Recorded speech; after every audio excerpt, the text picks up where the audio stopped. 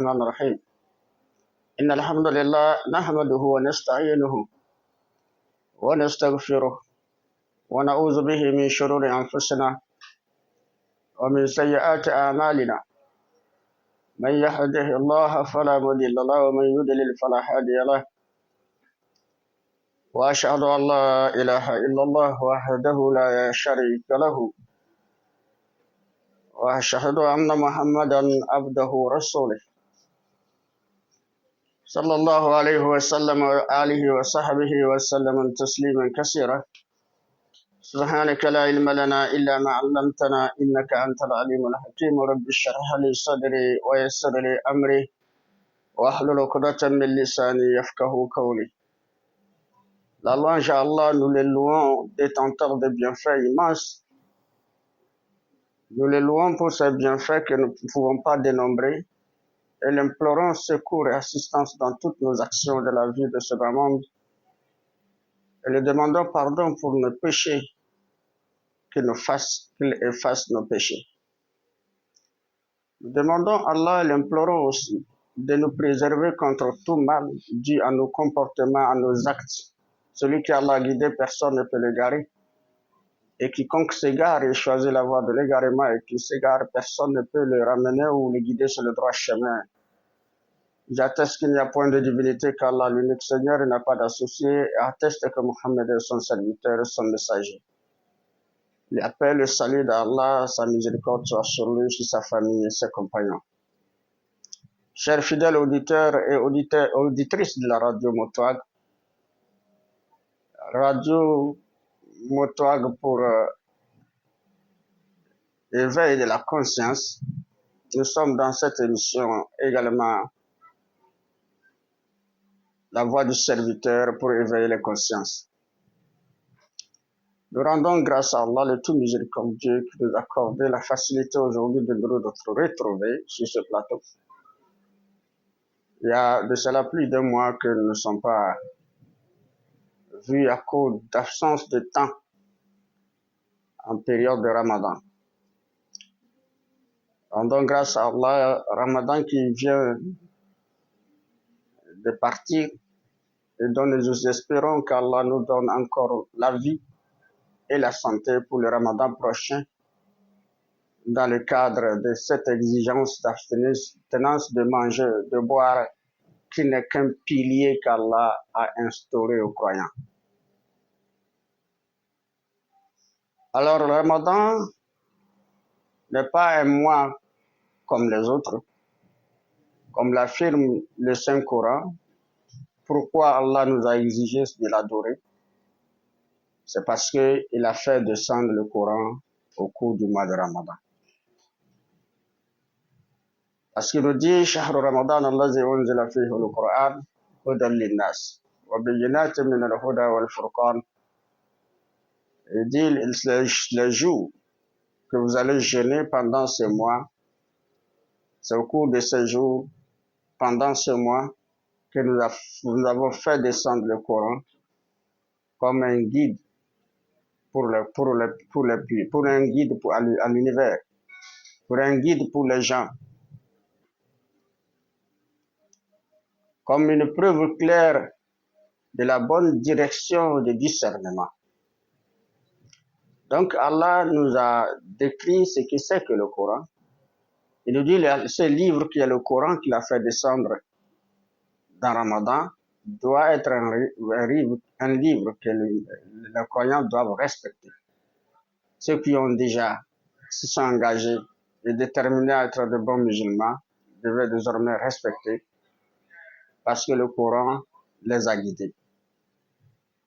Parce que le Coran est un moyen qu'il tire des preuves concrètes de l'existence du Créateur.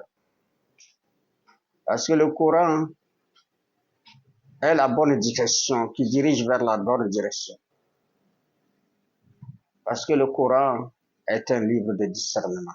Ce qui veut dire toute personne lecteur du Coran ou qui comprend le contenu du Coran, l'essence du Coran, a un esprit de discernement.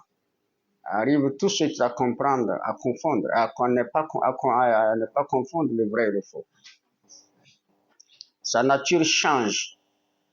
Voilà pourquoi ce soir nous avons choisi comme thème, d'après Ramadan, dans cette émission pour éveiller les consciences, attirer notre attention sur le caractère divin, le caractère sacré divin du Coran, du Saint-Coran. Donc le thème de ce soir, c'est le caractère divin et sacré du Saint-Coran. Parce que c'est un livre qui n'est pas comme les autres. Beaucoup de livres ont été révélés et ce même Coran nous a informé de l'existence des livres avant le Coran et nous appelle à croire. Il nous appelle à croire à ces livres-là, à croire à tous les prophètes qui ont reçu ces livres-là. Après la croyance d'Allah, il faut croire en ces livres, il faut croire en ces prophètes qu'il a envoyés, il a révélé les livres. Et ces livres sont des feuillets d'Abraham qui a reçu ces feuilles, ces livres, son livre. Ces livres sont les livres de David, le psaume, le psautier de David, Zabour. Pour Ibrahim, c'est Sohf Ibrahim. Et pour Moïse, c'est la Torah. Et pour l'avant-dernier messager, Isa ibn Maryama, Jésus, fils de Marie, c'est le Injila, c'est-à-dire l'évangile. Mais le Coran nous informe par ce que Allah dit, que tous ces livres-là ont été victimes des altérations et des falsifications humaines. Les gens ont tordu les mains pour changer ce que Dieu a prédit et ce que Dieu a révélé. Les gens ont falsifié ces livres. Donc ces livres ne possédaient plus leur authenticité, non plus leur caractère sacré, comme cela a été révélé aux prophètes qui ont précédé Mohammed, paix et salut d'Allah sur lui à leur époque.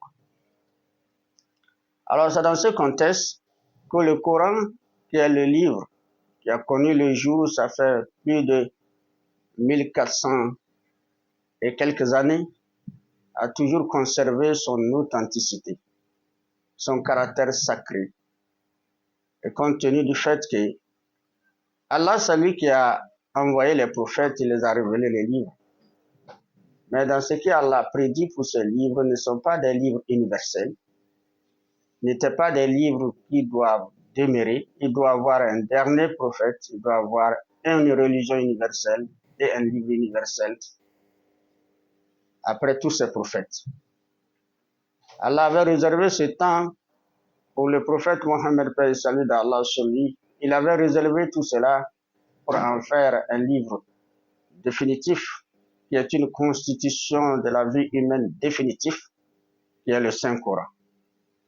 Et c'est dans ce contexte que lui-même, Allah a promis protéger le Coran, préserver le Coran contre toute tentative de modification d'esprit humain ou de la main humaine. C'est pourquoi il nous a informé, Mohammed, paix et salut d'Allah sur lui, qui avait l'information que les livres de ses pères ont été modifiés, altérés, et qui avait des inquiétudes, même la peur, que le Coran ne subisse le même sort après lui. Allah lui a promis non, ça ne serait pas le cas. Ça ne serait pas le cas. Inna nahnu nazzalna zikra wa inna lahu lahafizun. C'est nous qui avons fait descendre ce rappel qui est le Coran et nous en sommes le gardien. Allah a promis être lui-même le gardien. Et depuis la nuit des temps, avec l'histoire de l'humanité, la continuité de la vie des humains, des opposants de ces livres, ceux qui sont hostiles à cette religion, plusieurs ont tenté de modifier. Ils n'ont pu nulle part toucher ni verset, ni sourate, ni verset. Ils n'ont pas pu toucher ni lettre ni virgule, ni point de ce livre.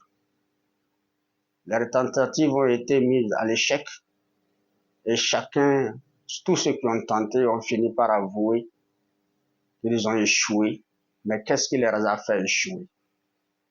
Le miracle de Dieu, la force de Dieu, la puissance de Dieu, parce qu'Allah lui-même est le gardien de son livre.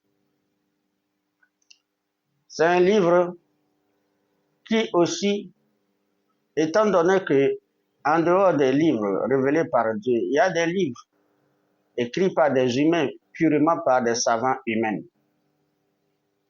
et qui subissent aussi des changements, des modifications par les mêmes personnes ou de leurs descendants. Pourquoi? Parce que l'homme connaît le présent, il ne connaît pas l'avenir.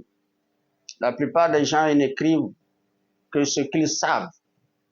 Mais ce qui est réservé de l'avenir dans le monde caché, ils ne savent rien. Ils se réservent. Voilà pourquoi certaines situations nous surprennent et on est obligé de changer ce que nous-mêmes nous avons écrit. La raison pour laquelle la plupart on dit tel est modifié, il y a une modification de ceci ou cela. Parce que nous connaissons le présent, nous ne savons pas ce qui nous réserve l'avenir. Et l'avenir nous surprend par certaines situations qui nous obligent à changer ce que nous avons proposé dans le passé. Mais ce n'est pas le cas avec le Créateur, qui connaît le passé, le présent et l'avenir de l'univers et de sa création et de sa créature humaine. Allah en a le savoir sur tout. Voilà pourquoi dans le Coran, tout est prédit. Nous avons des histoires sur le passé, la création du monde lui-même, des cieux et de la terre, des humains et toutes les créatures de ce monde. Alors comment ils ont été créés, comment Allah leur a créé, leur nature. Allah nous a décrit tout cela dans le Coran. Allah nous a également décrit l'histoire, donné l'histoire des peuples, des nations passées. Et comment est-ce que l'adoration des autres créatures sont introduites dans la vie humaine. Tout cela, l'histoire, le Coran nous raconte toutes ces histoires. C'est ainsi que ce qui nous réserve de l'avenir que nous ne savons pas, Allah tout prédit. Voilà pourquoi toute personne croyante et lectrice du Coran, qui lit attentivement le Coran et comprend le sens, alors rien ne surprend le croyant. Tous les événements que nous vivons, à notre époque par exemple, alors ça ne surprend pas le croyant musulman, lecteur de Coran, parce que c'est déjà prédit. Il y a un certain nombre de choses que nous lisons et qui est déjà prédit, mais qui ne seront pas peut-être à notre époque et qui seront surgis peut-être après nous. Et ceux qui viendront aussi l'extraire du Coran ne seront pas surpris de ces événements. Et c'est un livre qu'Allah a rendu sacré, pur, que seuls les purifiés, les personnes qui sont en état de purification, sont autorisées de toucher. C'est pourquoi Allah a dit Innahu la Qur'anun Karim fi kitabin maknun la yamassuhu illa al-mutahharun tanzilun min rabbil alamin. Allah dit c'est un livre, c'est un Coran très noble. Un Coran très noble, bien gardé dans un livre. Alors descendu par le Seigneur de l'univers. Révélé par un Seigneur de l'univers. Mais avant de nous parler du Seigneur de l'univers, ils nous disent que seuls les purifiés, qui n'est touché que par les purifiés, qui n'est autorisé que par les personnes purifiées de toucher. Alors, il n'est pas autorisé de toucher le Coran lorsqu'on est en état d'impureté. Et Allah nous a montré que ce qui c'est que l'état d'impureté, il s'agit d'abord lorsque l'homme et sa femme ont eu des rapports, ils sont dans une situation d'impurité, ils ne peuvent pas prier, ils ne peuvent pas toucher le Coran sans passer par ce qu'on appelle la purification majeure, qui n'est qu'un lavage purificateur, qui est considéré comme une purification majeure. Après cette purification majeure, alors ils ne sont plus dans cet état de souillure majeure, alors ils sont dans l'impureté ou dans la souillure mineure, les saletés. Donc il faut se purifier par l'ablution avant de pouvoir toucher le Saint-Coran. Voilà les règles de conduite qu'il faut adopter face à ce Coran dans le cadre de respecter son caractère sacré et miraculeux surtout. Et ce livre a connu beaucoup d'adversaires qui sont attaqués à ce livre depuis des années de temps. Et ces adversaires, en dépit de leur attaque, de leur hostilité contre ce livre, hostilité contre l'islam qui est la religion universelle, la plupart que l'histoire nous a démontré, nous a exposé la réalité de leur conversion à l'islam, ils ont fini par devenir des musulmans. Ils ont fini par devenir musulmans et être des grands prédicateurs de l'islam, compte tenu de la découverte de la réalité de la vérité. C'est pourquoi Allah dit وَبِالْحَقِّ أَنزَلْنَاهُ وَبِالْحَقِّ نَزَلَ وَبِالْحَقِّ أَنزَلْنَاهُ وَبِالْحَقِّ نَزَلَ وَمَا أَرْسَلْنَاكَ إِلَّا مُبَشِّرًا وَنَذِيرًا. Allah dit qu'en vérité, nous l'avons fait descendre. Et sur la vérité, et pas pour la vérité, il est descendu. Et nous ne t'avons envoyé qu'un messager pour tout l'univers, qu'un messager de tout l'univers.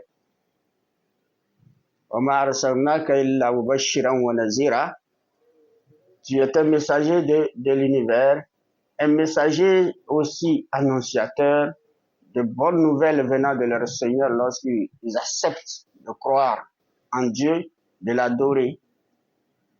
Alors une bonne nouvelle pour eux. Et c'est ainsi qu'un avertissement pour ceux qui ne croient pas. Voilà le rôle du Coran. Voilà pourquoi nous t'avons envoyé toi, Mohammed, sallallahu alayhi wa sallam. Allah dit, c'est wa bil haqq anzalnahu wa bil haqq. C'est par la vérité. Et qu'avec la vérité. Et cette vérité, c'est que le Coran expose toute la réalité de l'homme. Expose tout ce que l'homme ne connaît pas. Qui révèle de la réalité de ce monde. Qui révèle de la vérité, de la divinité divine, l'unicité de Dieu. Qui révèle également de la réalité de toutes les créations. Et de leur nature, de leur rôle. Et lorsqu'on rentre en profondeur dans la lecture, on découvre toutes ces vérités. On est obligé de changer de camp. On est obligé de comprendre. On est obligé de se dire, on ne peut pas être des gens intelligents et se faire manipuler par notre passion. On doit suivre la vérité. C'est ça que ça donne comme résultat lorsqu'on découvre la vérité. Parce que, à l'époque du prophète sallallahu alayhi wa sallam, beaucoup de gens, à son époque surtout, c'est les gens de son clan, c'est les membres de sa famille. Il a commencé par eux. Ils ont été vraiment contre ce message, parce qu'ils vivaient une croyance, et ils ont qualifié également la croyance, la nouvelle croyance que Mohammed prône, comme étrange, qu'ils ne peuvent pas accepter. Pourtant, elle n'est pas étrange, elle est ancienne. Elle date depuis la création du premier homme, Adam alayhi salam. Adam n'a pas adoré autre création, une autre créature que Dieu, le puissant qui l'a créé.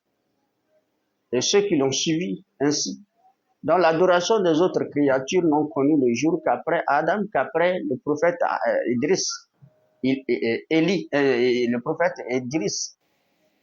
D'après le prophète Idriss, maintenant que l'adoration des autres créatures ont connu le jour de par l'ambition de l'homme, la passion de l'homme, le fait que l'homme veut voir derrière le mur. Et le Satan s'est introduit pour les miroiter autres divinités. Et c'est sur ce plan qu'on appelle adoration des autres créatures. Et c'est pour ça que le messager d'Allah après Idriss, Enoch, est venu pour combattre. Il s'agit de Noé. Noé est venu après Enoch pour faire face à cela, pour dire, mais vous êtes vos ancêtres, Adam, et sa descendance, jusqu'au prophète Idriss, et aussi sa descendance. Sa communauté, ils n'ont pas connu ce que vous êtes en train de faire là. Vous êtes embêtés par le diable. Ils n'ont pas voulu écouter. C'est ça qui est devenu une continuité. À chaque fois qu'un prophète vient, il ne fait qu'affronter cela. Alors, pour ne pas nager dans cette histoire de l'adoration de d'autres créatures, c'est pour parler de la conversion, de ce qui motive à la conversion. Parce que le Coran est un miracle. Il a un pouvoir de persuasion. Il a un pouvoir de convaincre. Une capacité, l'art de convaincre, le Coran. Ceux qui ont été hostiles à ce message et ont tenté de torturer, et ont même torturé Mohammed et tous ceux qui le suivaient, la plupart ont fini par devenir musulmans. Pourquoi? Parce que la découverte de la vérité, si on est intelligent, on doit l'appliquer. À moins qu'on ne soit pas intelligent. À moins qu'on ne soit pas intelligent. C'est pourquoi Allah parle de l'intelligence dans ce sens-là. En disant, Allazina yastami'una al-qawla fayattabi'una ahsana.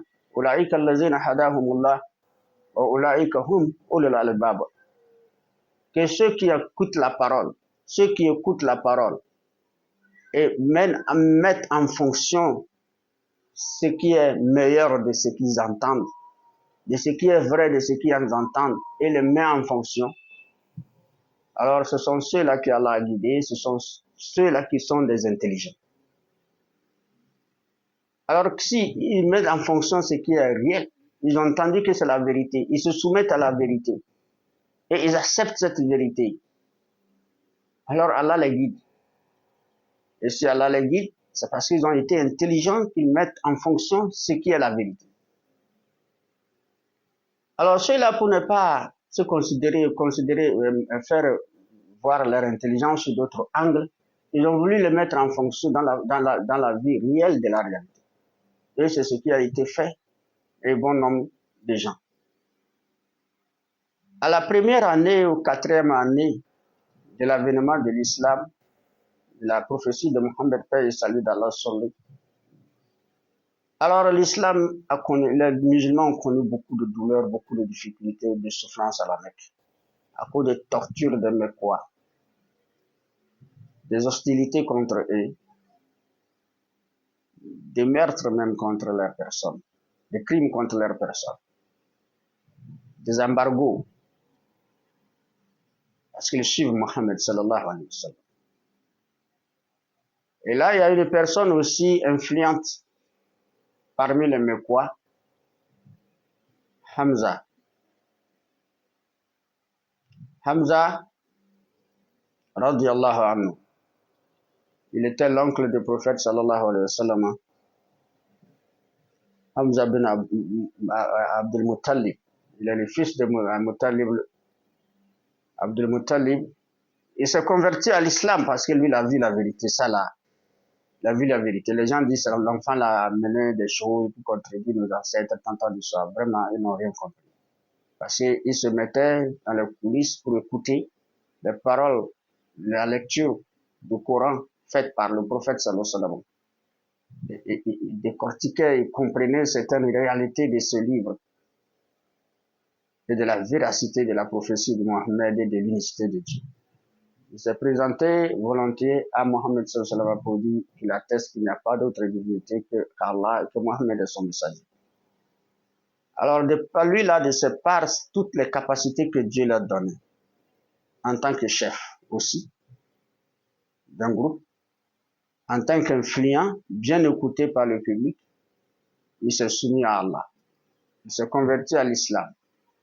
Et il a transformé son opposition en soutien, empêchant certains d'atteindre Mohammed sallallahu alayhi wa sallam.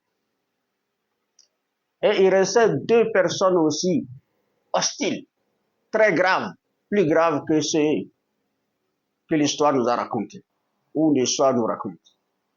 Omar ibn Khattab et Abu Jahl. Comme Omar, malgré la conversion de Hamza, malgré tous les moyens que Hamza radiallahu anhu met en fonction pour pouvoir protéger son neveu, le prophète et ses compagnons, il n'arrivait pas à cause de ces gens qui sont aussi plus écoutés, plus grands et plus influents que lui. Omar ibn Khattab, Abu Jahl. Il torturait les musulmans. Il faisait tout ce qu'il voulait contre les musulmans. C'est là que le prophète sallallahu a vu le danger. Il a imploré Allah de guider entre les deux personnes, de guider une personne parmi les deux. Parce qu'il demandait qu'Allah guide tous les deux, c'est comme s'il exagérait. Il dit Allah guide entre soit Omar ibn Khattab ou soit tu guides Abu Jahl. Alors, et Allah a choisi Omar ibn Khattab. Mais il n'a pas choisi sans la volonté d'Omar ibn Khattab. Il faut que l'homme pose des actes à Allah dans le sens d'acceptation de la certitude avant que Allah n'intervienne dans son cœur pour le guider. Si l'homme ne pose pas un acte, il n'est pas guidé. Ça veut dire parmi les deux, si l'un d'entre eux n'a pas posé un acte en allant dans le sens de la certitude, la personne ne serait nulle part guidée. Mais Allah, parce que toute personne qui vit dans la vie peut être victime de 4 situations. Toute personne vivante dans la vie et qui n'a pas chanceuse peuvent être victimes de 4 situations dangereuses. La première situation, c'est l'incroyance en Dieu. L'incroyance en Dieu. La deuxième situation, c'est le doute. La troisième situation, c'est une certitude réservée. Ça veut dire que parfois, il est certain, parfois, il se réserve. Et la quatrième situation aussi dangereuse, c'est la passion. Parce que l'incroyance entraîne l'homme à ne même pas écouter. Étant donné qu'il ne croit pas, il n'écoute pas ce que je ne crois pas, il n'écoute pas ce que je ne crois pas. Il n'écoute pas. Il ne veut même pas entendre qu'on parle de ça. Alors, à quand il peut penser à une vérité dans ce sens? À quand? Alors, s'il quitte l'incroyance et qu'il tombe dans les situations de doute, les doutes, c'est que parfois, c'est comme c'est vrai, hein, ou bien c'est pas vrai. C'est comme c'est vrai, c'est pas vrai. Il est dans le doute. Et parfois, il se retrouve dans la certitude. Donc, c'est dans les situations qu'Omar a eu à passer avant de devenir croyant. Omar aussi a été victime de l'incroyance. Et de l'incroyance, là, il est confronté au doute. Et qu'est-ce qui l'a entraîné au doute? Parce que, avec toutes les tortures, parce qu'il faut faire usage aussi de sa raison, de sa faculté de raisonnement. Il faut faire aussi usage de son intelligence, quelle que soit la montée de sa passion, quel que soit son penchant. Ne néglige pas ce que ce sujet ta raison. Lui, il s'est donné un peu de penchant vers sa raison, ce que le sujet sa raison et son intelligence. Et il se dit, parfois quand il reste seul dans sa méditation, il se dit, mais est-ce que vraiment à quoi Mohammed appelle aux gens n'était pas vrai? Alors comment se fait que les gens accepteront d'être torturés, d'être même tués, et toujours rester dans la continuité de ce suivisme, en suivant toujours Mohammed, sans nous rejoindre, malgré que nous le torturons, malgré que nous l'empêchons de vivre heureux, malgré que nous nous imposons des embargos pour les empêcher de trouver les vivres, pour pouvoir vivre. Ils sont confrontés à la famine, malgré qu'ils n'ont pas des armes, ils sont des pauvres misérables. Si vraiment ce que Mohammed les appelait n'était pas vrai, est-ce qu'il ne devait pas abandonner? Il était dans le doute. C'est dans cette situation, il dit, Allah, maintenant, il faut pousser la curiosité, il faut chercher aussi à écouter. Il ne s'agit pas de me croire, de ne pas croire et de détester à fond, mais il faut aussi que j'essaie d'être un peu docile et essayer d'écouter, puisque Mohamed, il a des lieux qui restent pour réciter le Coran. Il faut que j'aille dans ce lieu pour essayer d'écouter ces paroles-là pour voir et si vraiment il n'y a pas une vérité dedans. C'est là qu'il a pris une décision de passer la nuit dehors, de quitter la maison. Parce que Mohammed, sallallahu alayhi wa sallam, il se retirait de la maison pour rester dans le temple de la Kaaba pour les adorations d'Allah dans la nuit. Dans la nuit qu'il reste là-bas pour adorer Allah.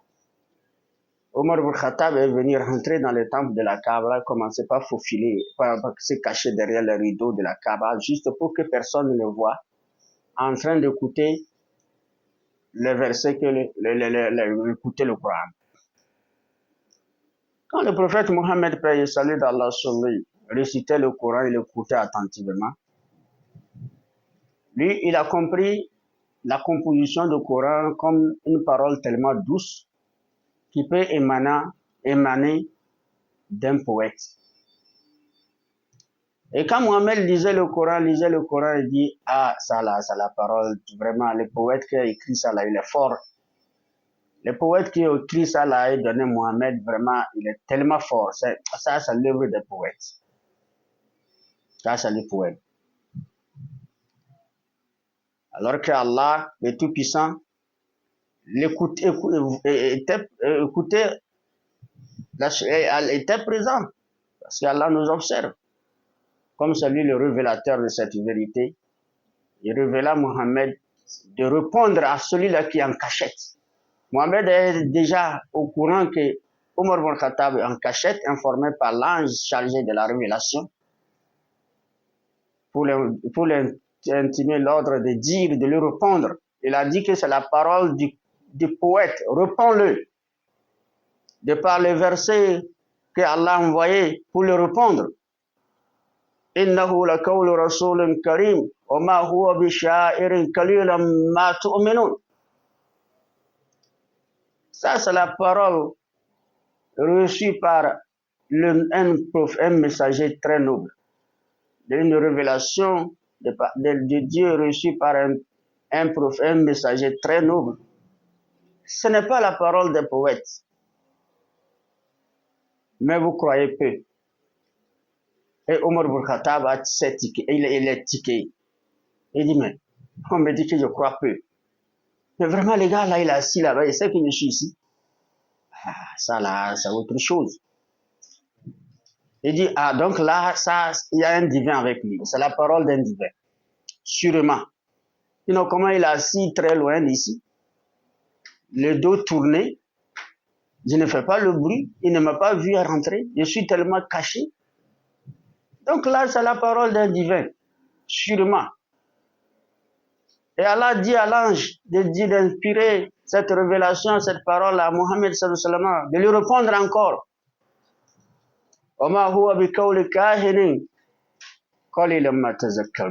Ce n'est ni la parole d'un divin, mais vous vous souvenez peu. C'est là que Omar ibn Khattab a dit, ah, ça l'a autre. Vraiment, ce n'est pas la parole ni d'un poète, ni d'un divin, mais vraiment, il est inspiré par Dieu. Ah, il s'est retiré de l'endroit pour encore mieux réfléchir. En partant dans sa réflexion, que faire? Il est déjà dans la certitude. Il voit que c'est la réalité. Il n'y a plus de doute. Il n'y a plus de doute maintenant, c'est la vérité. Mohammed est envoyé par Dieu. Il a cru que Mohammed est envoyé par Dieu. Il a cru que toutes les paroles qu'il a écoutées sont des révélations de Dieu. Il a cru. Il est maintenant dans la certitude. Mais encore embêté par la passion. À un moment donné encore, sa passion est montée pour lui faire comprendre que est la religion de tes ancêtres et tes frères, ton groupe, que diront-ils de toi? Ah, ne fais pas cette erreur. Et ton clan, ils vont te condamner, ainsi de suite. Alors il a changé encore de position. Il a pris autre allure, la passion encore en train de le dominer.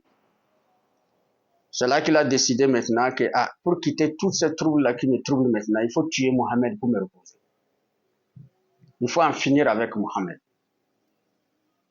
Et là maintenant, il est rentré à la maison, il s'est préparé, il a pris ses armes. il est sorti, parce que c'était une personne très audacieuse, qui avait une force de redoutable dont tout le monde avait peur de lui. Personne ne veut rencontrer Adam en ce qui concerne Omar ibn Khattab en ce qui concerne un affrontement physique. Quel que soit qui il est, tout le monde a peur de lui. Parce qu'il ne fait que terrasser les gens en quelques secondes. Alors il se dit, personne ne peut l'affronter. Personne ne peut l'empêcher de tuer Mohammed tant qu'il a pris cette décision. Il est sorti avec fierté, bien armé, il partait. Et il a rencontré une personne de la Mecque qui aussi marchait, ils se sont rencontrés. Mais vu la marche d'Omar ibn Khattab, qui n'est pas une marche qu'il connaît habituellement, parce qu'il a une marche de douceur, il a une marche de violence. On sait que là où il va, c'est pour attaquer quelqu'un. Il a compris que lui, sa marche là, c'est une marche d'attaque. Il a posé la question, où vas-tu comme ça, avec cette marche? Il dit, moi, je vais pour tuer Mohammed. Il dit, tu vas où que pour tuer Mohammed? Et ça dit, An-Numan bin Abdallah. Ce gars s'appelait An-Numan bin Abdallah, qui dit à Omar ibn Khattab, alors si tu tues Mohammed, tu seras confronté à son clan. Ce serait dangereux. Bien sûr que les prophètes, son clan n'est pas d'accord de lui, mais étant donné que c'est leur fils, si tu le tues, ça va créer une guerre civile. Il dit, je m'en fous. Qui d'entre les gens de son clan peut m'affronter? Tu me connais mieux. Il dit, ah ok.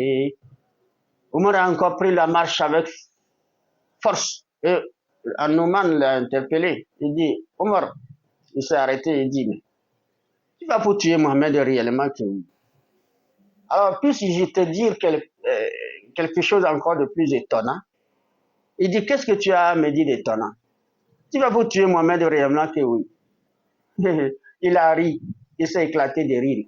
Omar ibn Khattab dit, attention, attention avec moi.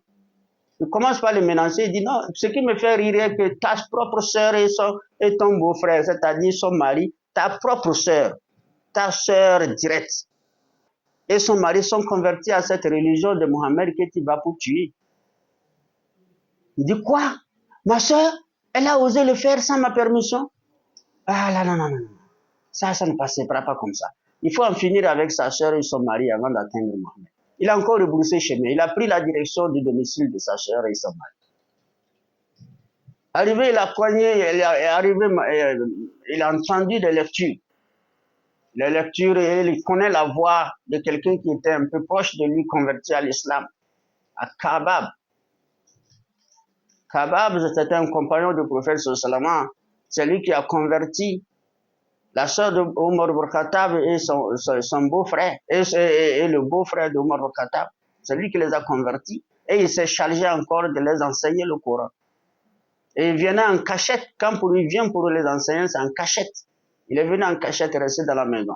Quand Omar ibn Khattab marchait avec férocité, arrivé, il a ralenti, il s'est ralenti un peu pour écouter les lectures, pour s'écouter. Il a entendu la lecture du Coran dans la maison. Il a entendu, c'est la voix de Khabab. Et là, il a cogné la porte avec la force, il est rentré. Et Khabab a fui se cacher. Omar ibn Khattab commençait par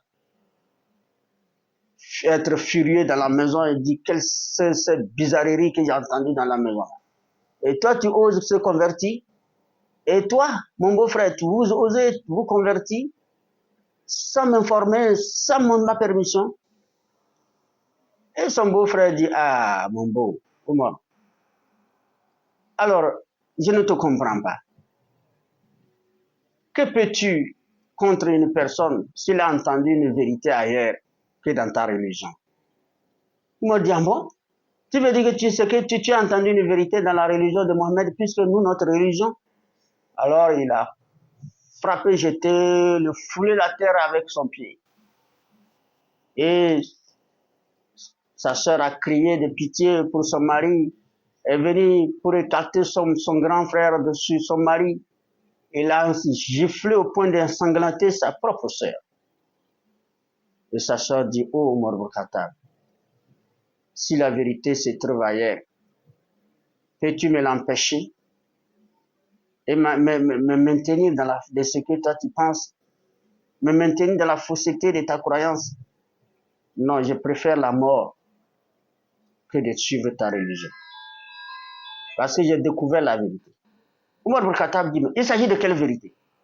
Ce que j'ai entendu, les lectures que j'ai entendues là. Alors, passez-moi ça. Passez-moi les livres là, je vais lire moi-même. C'est là où sa sœur a dit, Innahu le Qur'anun Karim. C'est un livre révélé, un livre de la part, un livre noble, gardé dans un livre. C'est un Coran noble gardé dans un livre qui ne touche que par ceux qui sont purifiés. Alors voilà l'ordre de Dieu, on ne le touche que par celui qui est purifié. Omar ibn Khattab dit, mais qu'est-ce que tu veux assigner? Il dit, il faut que tu te purifies. La purification majeure avant de toucher ce livre. Et il dit, ok, étant donné que je veux savoir réellement ce que vous voulez me dire de vérité, je vais me laver. Il a accepté, on l'a donné de l'eau, il est rentré dans la douche, il s'est purifié. Il est venu, il a pris le livre. Alors, Kabab, lui, il était sur la sourate 20, sourate Taha. Il est en train de lire sourate Taha. On commençait par où Allah dit Bismillahirrahmanirrahim. Taha, ma anzalna ilayka al-Qur'ana litashqa illa tadhkiratan liman yakhsha tanzilan mimman khalaqa al-arda was-samawati al-ula الرحمن على العرش استوى له ما في السماوات وما في الأرض وما بينهما وما تحت الثرى وأنت جهر بالقول كأنه يعلم بالسر وأخفى الله لا إله إلا هو له الأسماء الحسنى. Quand il a pris, il a commencé par ces versets-là. Parce que ces versets continuent jusqu'au verset où Omar ibn Khattab a touché le cœur, où il est arrivé, il dit wa anaqtaruka fastami'u lima yuha إنني أنا الله لا إله إلا أنا فاعبدني وأقم الصلاة لذكري إن الساعة آتية أكاد أخفيها لتجزى كل نفس بما تسعى فلا يصدنك عنها من لا يؤمن بها واتبع هواه فتردى. Quand il a commencé par dire ما أنزلنا إليك القرآن لتشقى, Allah dit au prophète Mohammed sallallahu alayhi wa sallam, nous n'avons pas fait descendre le Coran sur toi pour que tu sois malheureux. Illa tazkiratan liman yakhsha. Si ce n'est qu'un rappel pour ceux qui redoutent, qui craignent Dieu. Tanzilan mimman khalaqa al-arda was-samawati wal-ula. Qui est descendu par le Créateur des cieux et de la terre et tout ce qui existe entre eux. Le miséricordieux Ar-Rahman al-Arsh istawa. Le miséricordieux s'est installé sur le trône. Dieu, Allah affirme qu'il s'est installé sur le trône et il contrôle toute la création, sa création, toutes ses créatures. Omar est en train de lire les passages. À lui appartient les cieux et la terre. Et il a la connaissance de tout ce qui existe dans les cieux, sur la terre et sous la terre humide.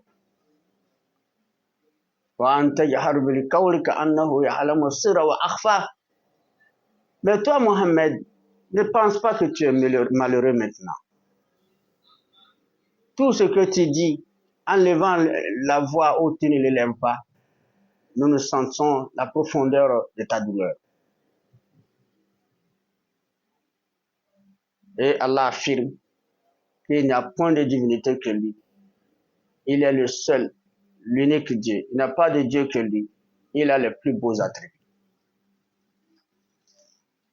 Et lorsque Omar est arrivé, il a lu avec les passages de l'histoire de Moïse, dans ce même verset qui suit.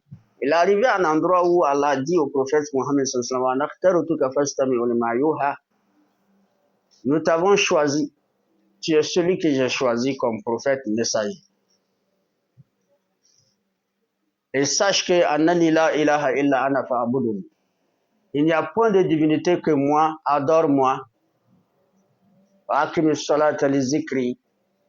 Accomplis la prière pour se souvenir de moi. Et chaque jour, tu accomplis la prière pour te souvenir de moi. Moi, le Créateur qui t'a créé. وأن الساعة آتية أكاد أخفيها لتجزى كل نفس بما تسعى. L'heure va s'être arrivée. L'heure de la mort de chacun va arriver. L'heure de la fin du monde va sonner. Le monde serait nettoyé, serait fini. Les créatures existantes seraient plus existantes. Mais je cache l'heure de la mort, le jour ou l'heure de la mort de chacun d'entre vous. Et je vous ai caché le jour de la résurrection et l'heure que cela se produira. Pour que chaque âme soit rétribuée selon ses efforts. Pour que chacun soit rétribué selon ses efforts. Ceux qui fournissent des efforts dans la pureté, dans la croyance, dans la justice, dans les bonnes actions, dans les bons comportements, dans les bons caractères, ils seront attribués. Et ceux qui fournissent les efforts dans leur incroyance, dans leur critique, dans leur doute de l'existence de Dieu, de leur dénigrement des messagers de Dieu, de leur blasphème des paroles divines, alors eux aussi, ils auront l'attribution selon les efforts négatifs qu'ils ont produits dans leur vie. Quand Omar a arrivé ce passage-là, et enfin Allah avertit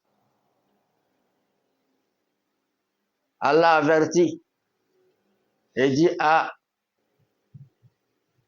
après avoir compris que vraiment chacun se le rétribuait ce jour-là. Alors moi, je ne connais pas le jour de ma mort. Et je ne sais pas quand le monde prendra fin.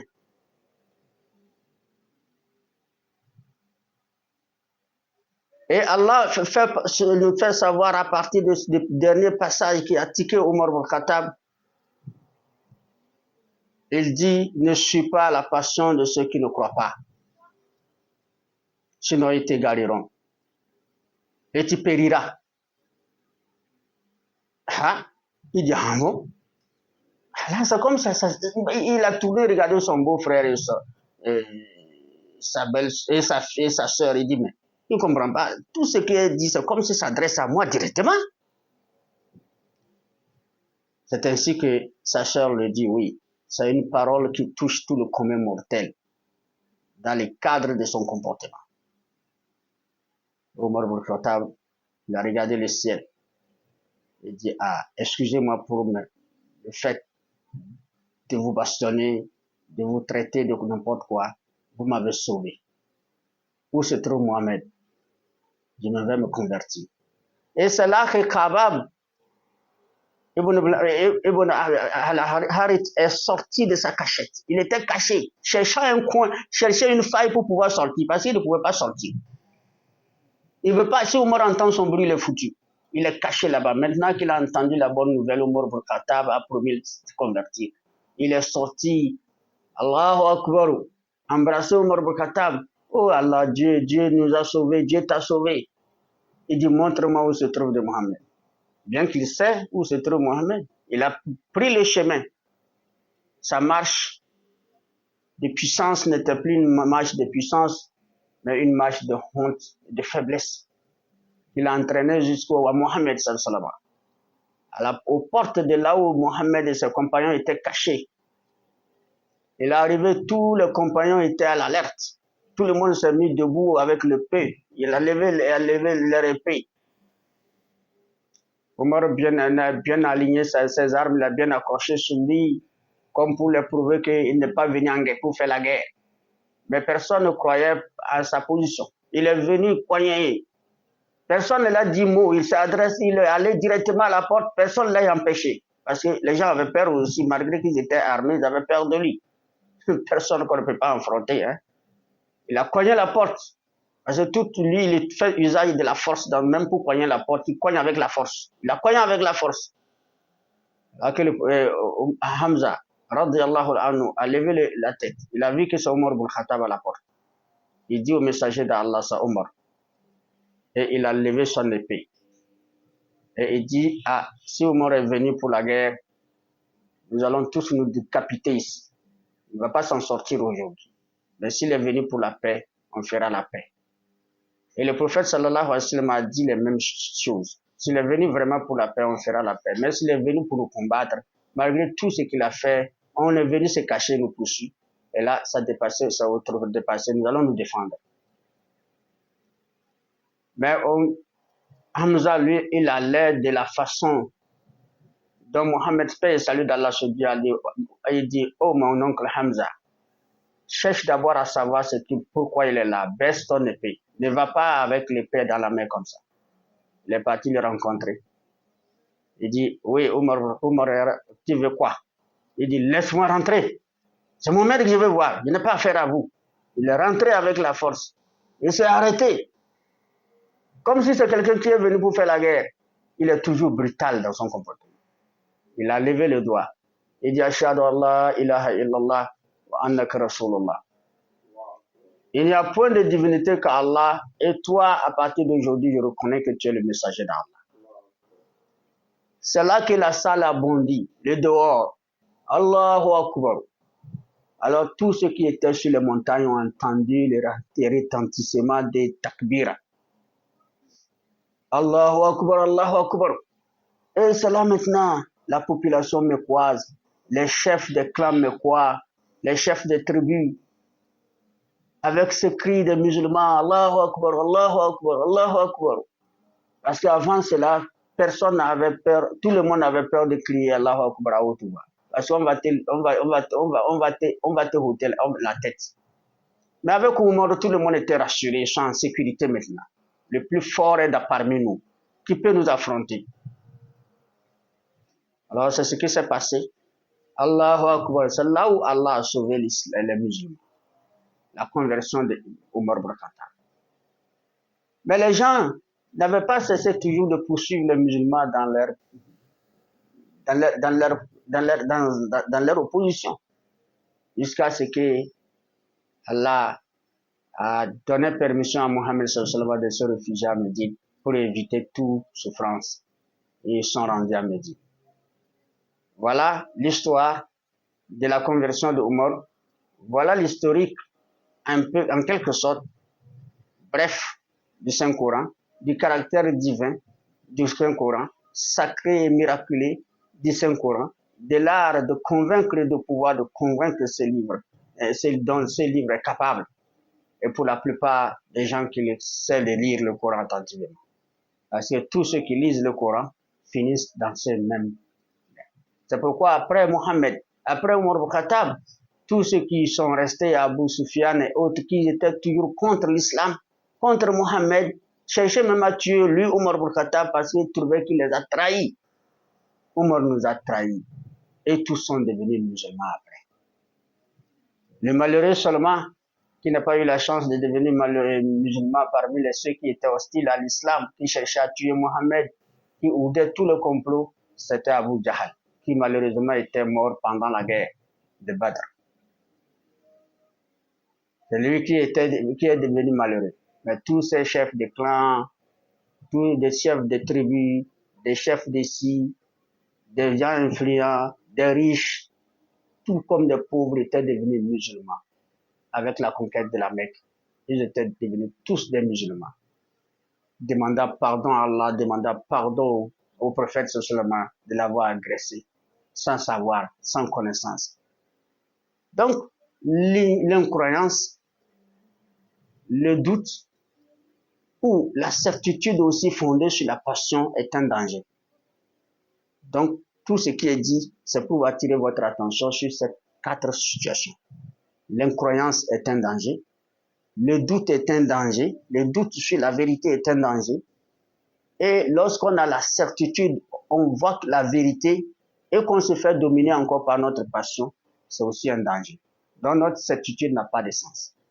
Mais Omar ibn Khattab a fait croire au monde entier, comprendre au monde entier que sa passion n'est pas dominée. Donc il a surmonté sa passion parce qu'il a accepté les livres et cette lecture l'a sauvé. Voilà ce qu'il faut. Au lieu de critiquer, cherche à t'informer. Au lieu de critiquer, cherche à lire. C'est très simple. Au lieu de critiquer, cherche à écouter. C'est pour ça que la plupart des gens ne font pas. Pour la plupart des gens, tant qu'ils ne croient pas, ils n'écoutent pas. Tant qu'ils ne croient pas, ils ne lisent pas. Tant qu'ils ne croient pas, rien n'est vérité là-bas. Que Dieu nous pardonne. Nous sommes à la fin de cette émission. Pour éveiller de conscience dans la voie du serviteur pour éveiller les consciences sur les ondes de la radio Motok.